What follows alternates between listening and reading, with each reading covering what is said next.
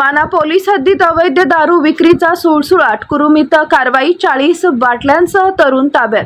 माना पोलीस स्टेशनच्या हद्दीत अवैध दारू विक्री बिनधास्त सुरू असून पोलिसांची कारवाई केवळ निवडक ठिकाणी मर्यादित राहिल्यानं या धंद्याला उधाण आलं आहे. कुरुम गावात नुकत्याच करण्यात आलेल्या कारवाईत 40 देशी दारूच्या बाटल्या आणि होंडा ॲक्टिवा दुचाकीसह एक तरुण ताब्यात घेण्यात आलाय. 1 मे रोजी सकाळी 7 वाजता सहाय्यक पोलीस उपनिरीक्षक राजेंद्र वानखडे यांच्या पथकानं गुप्त माहितीच्या आधारे कुरुम येथील देशी दारू दुकानाजवळ ही कारवाई केली. शरद बाळू अंबोरे वय वर्ष 24 राहणार कुरुम असं अटक केलेल्या आरोपीचं नाव असून त्याच्याकडे एकूण 40 देशी दारूच्या बाटल्या व अंदाजे 30,000 रुपये किमतीची होंडा ॲक्टिवा दुचाकी आढळली.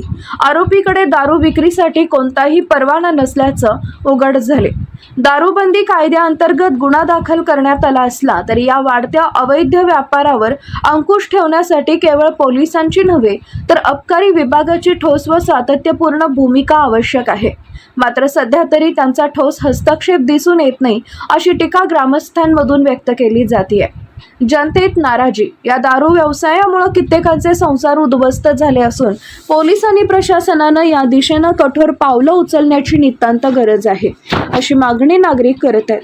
प्रतिनिधी मोहम्मद शब्बीर, महाराष्ट्र न्यूज मराठी, अकोला.